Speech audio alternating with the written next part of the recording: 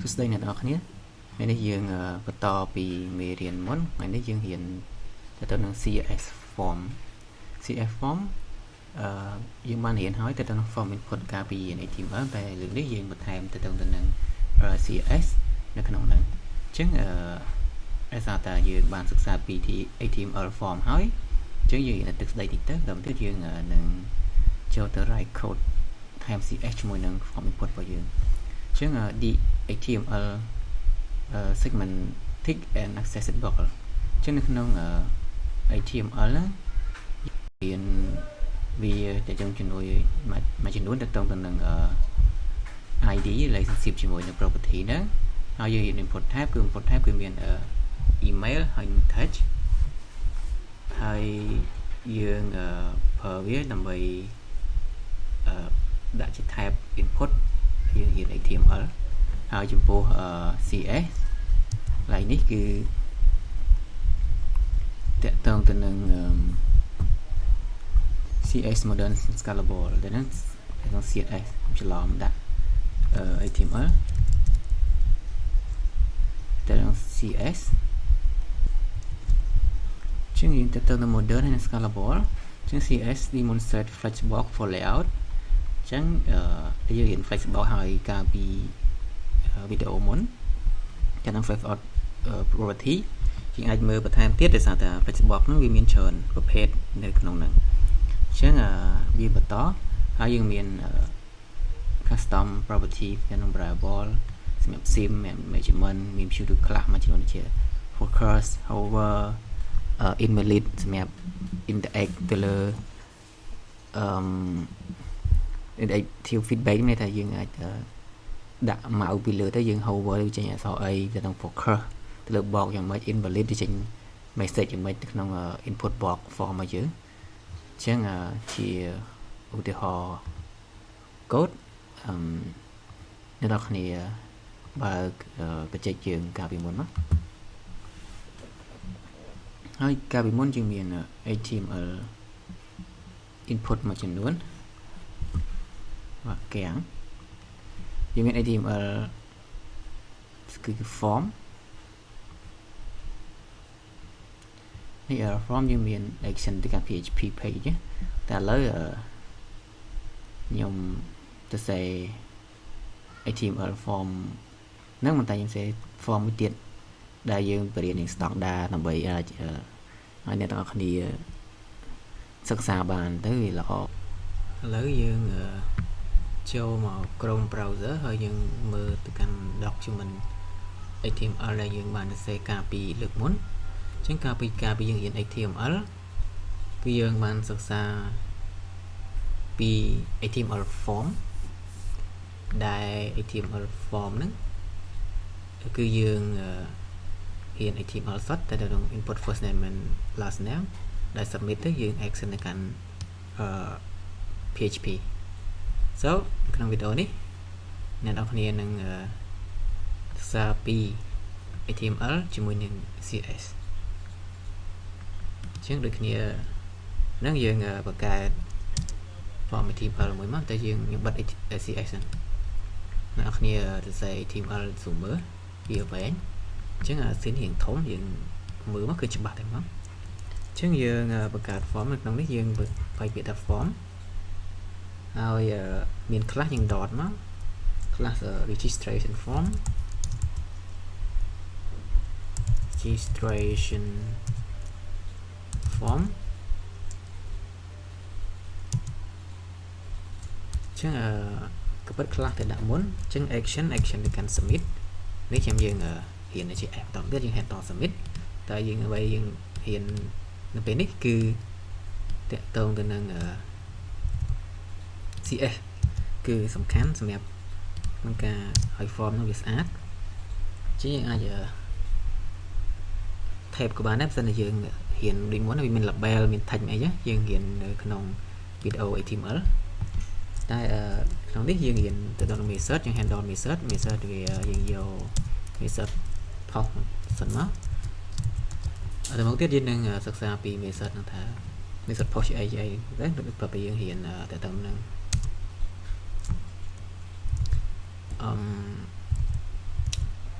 handle ទៅមួយនឹង APIs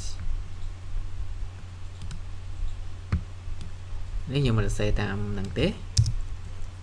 យើងសរសេរជាខ្លួនឯងឧទាហរណ៍ថាយើងមាន H2 នៅក្នុង form នោះយើងថា form ជា form student registration ដូច registration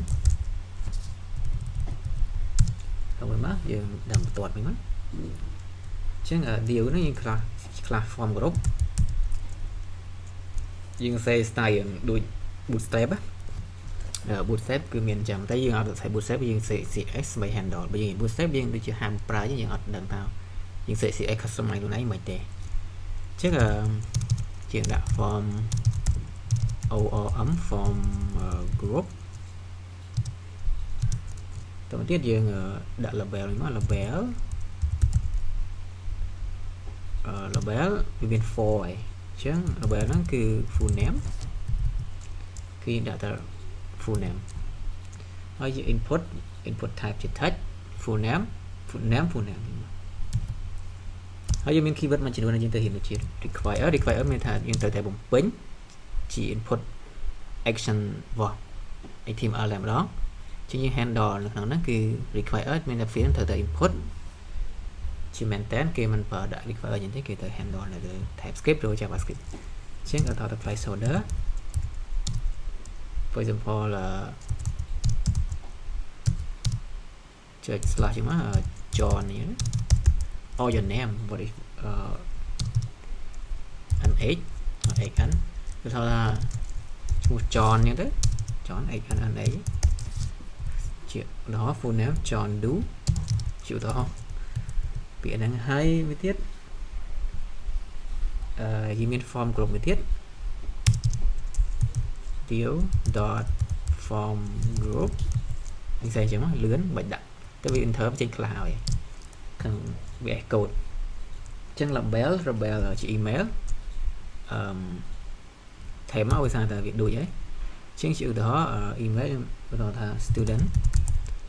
at university.edu មកហើយបិទមកវិញមកយកទៅបិទហើយអញ្ចឹង form group ទី2 email ហើយមួយទៀតយើងរៀន select ភាសាកាលមុនយើងរៀនតទៅនឹង selection អញ្ចឹង selection ដូចគ្នានេះគឺដាក់វានៅក្នុង form group នេះគ្នា deal.class form group មានថាយើងសរសេរ ES form group មួយមកយើងនឹងទទួលបានជា form group ក្តោបជា label អីមកយើងសេតែម្ដងវាដូចគ្នាទាំងអស់មានថា structure នៅក្នុង CSS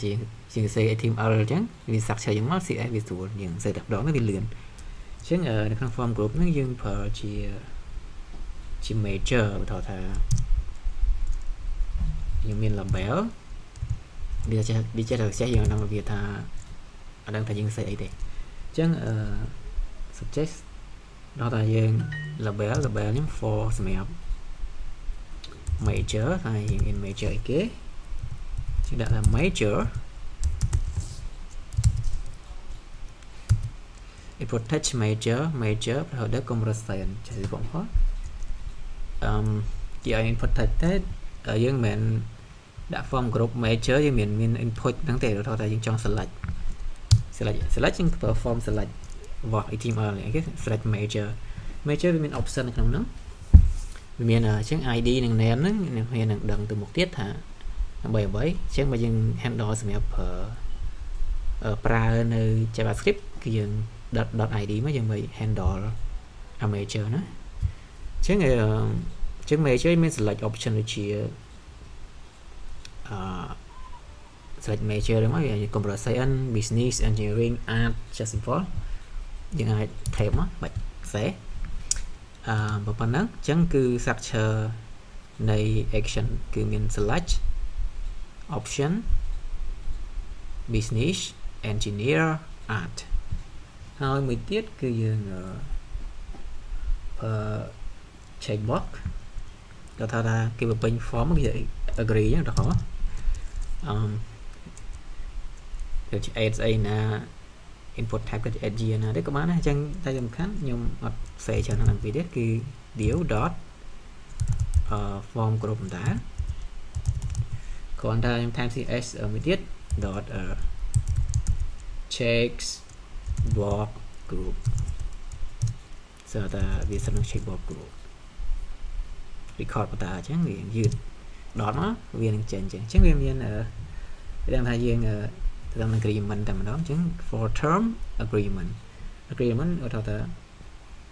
check box cho mình chừng đó lấy được sẽ đây mình chính chẳng cái input type checkbox chẳng input checkbox mình đang là type checkbox này lướn hay name cứ on the code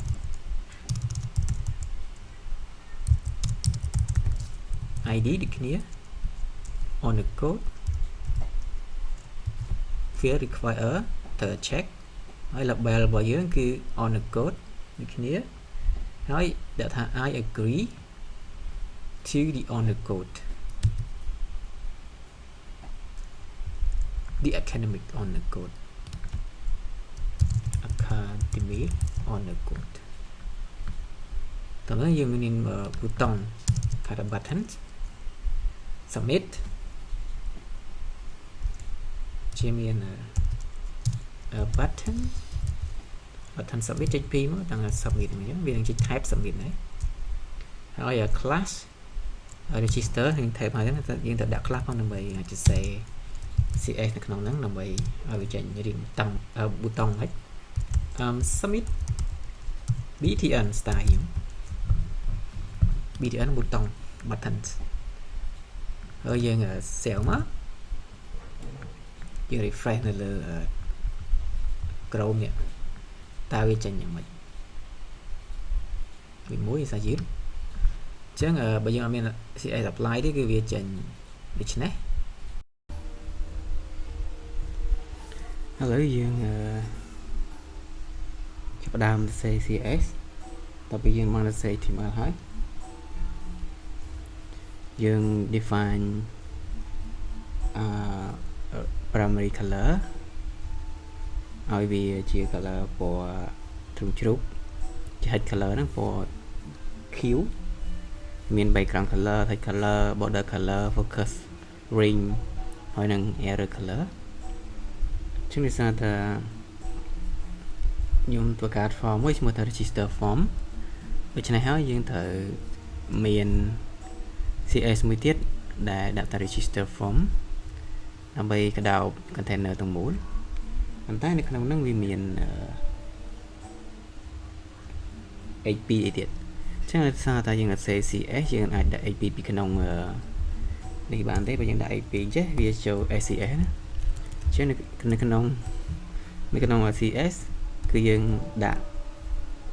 HP ដើម្បីឲ្យ form HP មិនគឺយើងចុច registration form AP ហើយណាថា AP ហ្នឹង margin គឺ 0 ហើយ margin top 0 នៅមាន student register form នេះដែលខ្ញុំដាក់ណាខ្ញុំបើកអក្សរយ៉ាងធំវិញស្រួលយើងមើលអញ្ចឹងខ្ញុំដាក់ color វាគឺ color ជាភាសា standard frame អញ្ចឹង variable គឺ text color ខ្ញុំ define ពីនៅ root អញ្ចឹងខ្ញុំយក text color នេះ text color យើង black រៀងណារៀង black ต้องជុក3ដងញ៉ា color នឹងជាងមកគឺ text color យើង define ទង់ជុក3ដងនេះឬក៏6ដងក៏បានដែរ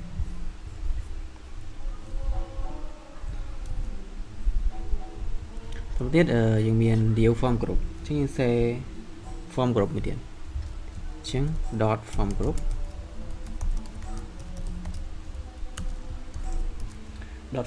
គឺ machine top machine button យើង machine button មានថា margin វាពី form group ហ្នឹងទៅកាន់ខាងក្រោមហ្នឹងវា មានកម្រិតប្រមាណអញ្ចឹងយើងដាក់ margin bottom អញ្ចឹងខ្ញុំប្រើពាក្យ 1.25 RAM ទៅដោយសារតែយើងប្រើជា RAM ដោយសារតែយើងសេតិចតែវាមានកម្រិតជាងឆ្ងាយអានេះយើងអាចសិក្សាបានថាមក RAM ហ្នឹង OIM ហ្នឹងវាស្មើប្រមាណ pixel អញ្ចឹងទេយើងនិយាយកុំមុនយើងសិក្សាពី display flash អញ្ចឹងយើងដាក់វាជា display flash ហើយបើយើងដាក់ទៅវាចេញ column អញ្ចឹងយើងដាក់មកថាវាជា column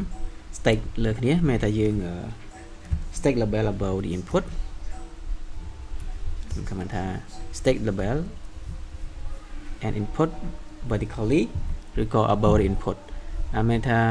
form group ហ្នឹងគឺវារត់ពីលើបន្តគ្នាហើយខ្ញុំ save ហើយខ្ញុំ refresh ជាឧទាហរណ៍នេះ student registration form ហ្នឹងវាមានAP student នេះមួយ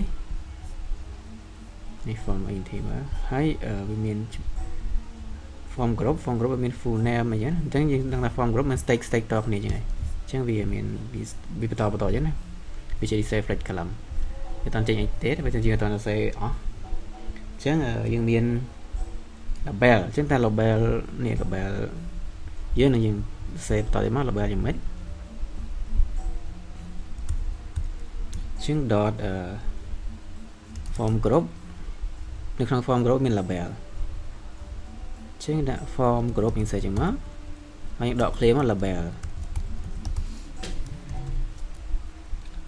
ជាង label margin bottom វា enter មកលឿន0.5 RAM ចឹងមកហើយ font width យើងយក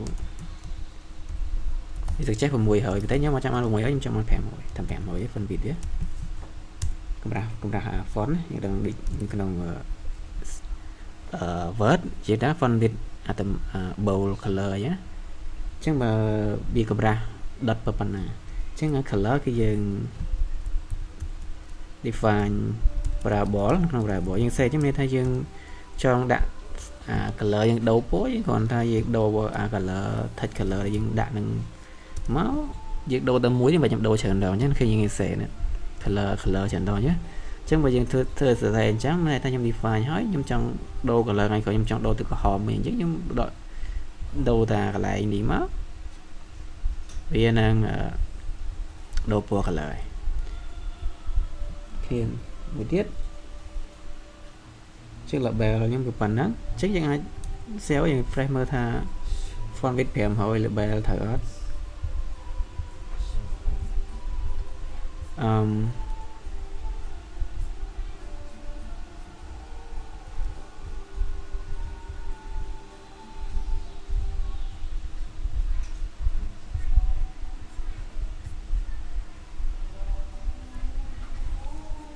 ជាង font standard 500យើងស្រាប់ខ្ញុំបន្តទៅទៀតតើតើនឹង input select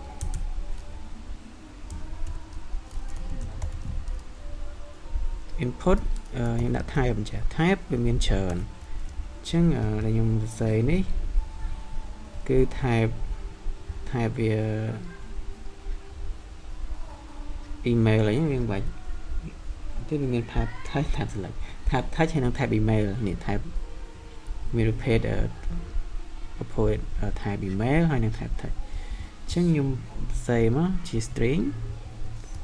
type touch ជាមួយនឹង input មួយទៀតខ្ញុំដក claim input type email password ខ្ញុំអត់សរសេរវាមាន style ផ្សេងគ្នាឬមួយទៀតselect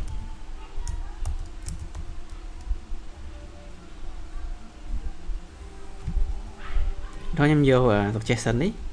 pending វា 0.5 យ៉ាងមក border 1 pixel solid border color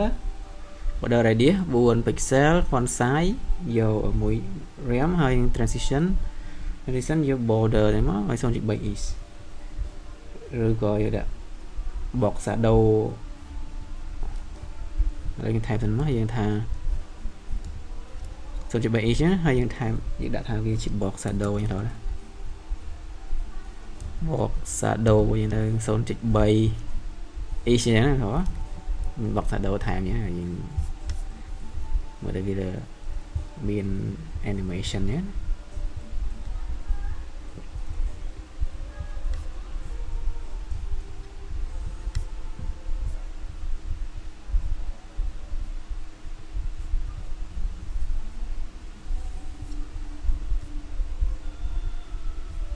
អូយើងសរសេរនៅក្នុង style នេះយើងteam alpha បាន import មកទេអញ្ចឹងសាវាដាក់វា import អញ្ចឹងវាចេញអញ្ចឹងថាយើងថែមគិតមកយើង link style វាចូលក្នុងមក style ដាក់ rel style sheet រកនិកាន cs ដែលខ្ញុំ store វានៅក្នុងfolder cs នេះហើយទៅយើង refresh មកយើងចេញ cs នឹងមកហើយជប់សិនមើលសិនវាសិននៅក្នុង HTML យើងចេញមកតងសិនដក slash ចេញមកហើយយើងចូល cs នេះ cs ហើយនេះចូលទៅកាន់ style cs នេះចេញនេះ container វាគឺ bọc មកជុំនេះហើយវាមាន registration form មាន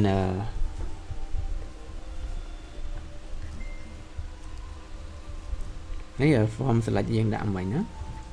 មាន email ហើយនឹង text នេះ select form មាន padding វា 0 ចុច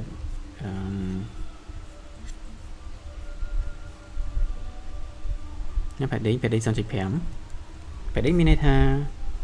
គៀនប្រអប់នេះគឺ 0.5 margin មានន័យថាបន្តយើងដាក់ margin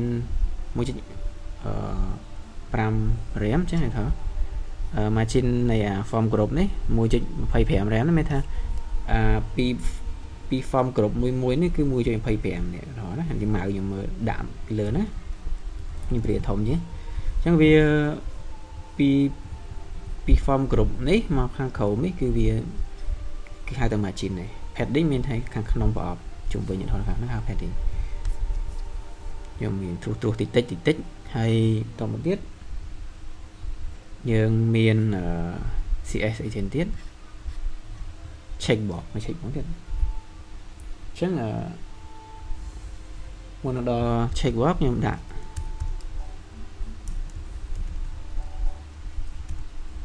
ចំណុចគឺ interactive state អញ្ចឹងវា crucial សម្រាប់ UI UX ហើយ UX តែទៅក្នុង UX អញ្ចឹងគេហៅថាយើង input ទៅ user experience បើ user whole វាយ៉ាងម៉េចចឹង focus មិនចឹងណាអញ្ចឹងថាខ្ញុំឧទាហរណ៍ input text ហ្នឹងយើង focus ហើយនៅ input email focus អត់ទេយើងថា input text ហើយទៅ input focus ជាអីគេយើងបាច់ចំណាត់ text ស្អីហ្នឹងផ្សេងច្រើនអញ្ចឹង input focus ហើយនឹង select focus អញ្ចឹងoutline none ដល់ទៅពេលយើង focus អត់មាន outline ទេហើយ border color primary color box shadow focus ring ហើយយើងបិទមួយមក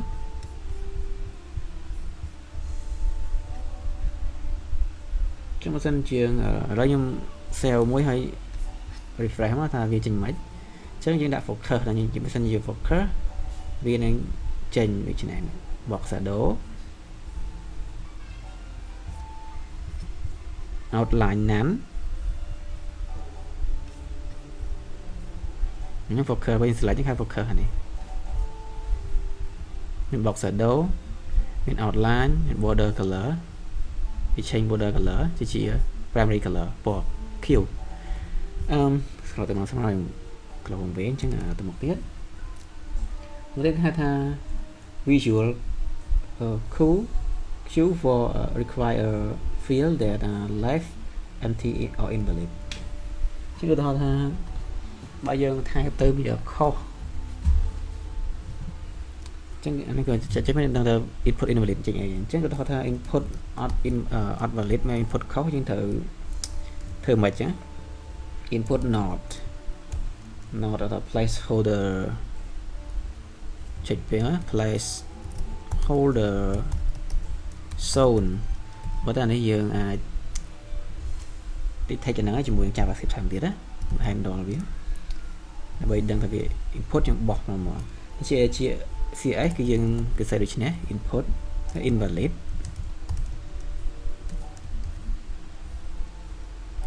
type ហ្មងគឺដាក់ border color វាពណ៌ error color មានថាបើយើង input ទៅវា invalid ពីអ្វីដែលយើងបាន verify ក្នុង box របស់យើងហ្នឹងគេថា require មិនចា input ខុសចឹង type email ចឹងយើងពេញចេញអីផ្សេងគឺយើងដាក់ input placeholder invalid តាមហ្នឹងចឹងហើយមួយទៀតទៅនឹង checkbox alignment គេថាបច្ចុប្បន្ននេះ checkbox នេះក៏តានេះអញ្ចឹងវាអត់ទាន់ត្រូវទេអញ្ចឹងគឺយើង check box group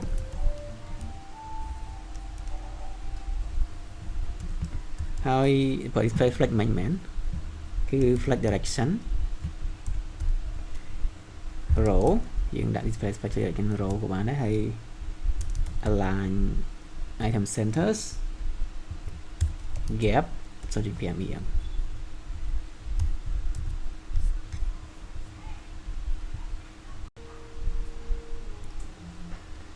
the reason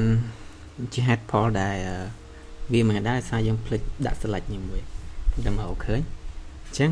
យើងសរសេរ code CS វិញត្រូវហើយគ្រាន់តែយើងដាក់ select បិទ select វិញមកដើម្បីឲ្យ form group នឹងវាដំណើរការអញ្ចឹងទៅពេលយើងដាក់មកវានឹងចេញ row ជារួមមកជួបន្ទាត់ជួដេកហ្នឹងជាមួយនឹង label I agree the academic on the code ហ្នឹងជាមួយគ្នាតែម្ដង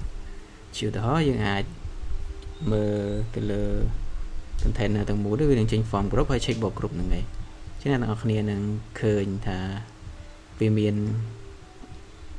ពិសិដ្ឋនៅក្នុង row តែមួយណាអញ្ចឹងដើម្បីអាចឲ្យអក្សរនិងបន្ទាត់នឹងវាស្មើគ្នាមិនមែនលើក្រោមយើងត្រូវប្រើ justify content center justify content center វាមកទាំងអស់ align item center គឺវា center ទៅលើ box ហ្នឹង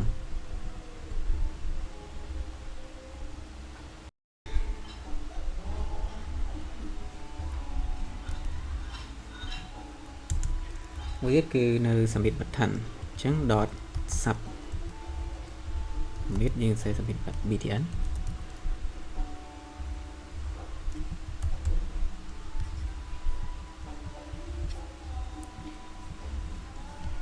អញ្ចឹង bit 100អ្នកបុកធំនោះវាស្មើនឹង box យើងបង្កើតនឹងតែម្ដងទៅ bit 100 pixel heading 0.75 OEM background color primary color background color ទីយក primary color ទៅហើយ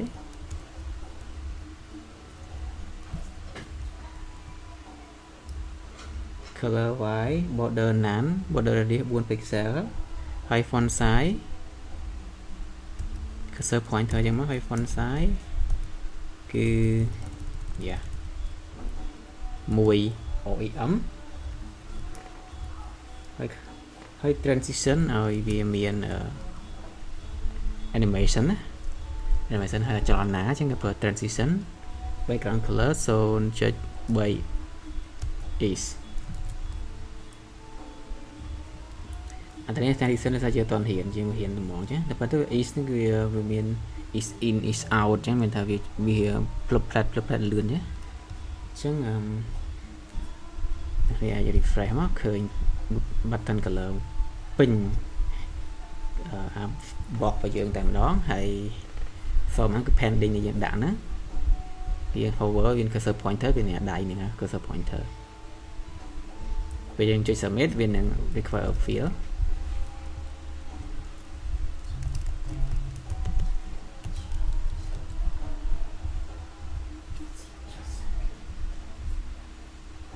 អ ដល់ថាពេល hover ចេះដូរពណ៌ចឹងដល់យើងថែមទៀតជាងរៀន hover ទៀតមក dot submit hover យើងដាក់ color ពណ៌ Q យើង refresh ហ្នឹងមិនចេញនេះពណ៌ Q dot ពេល hover ពេលប៉ុណ្ណឹងអ្នកនរគ្នាចំពោះCS ជាមួយនឹង form input HTML របស់យើង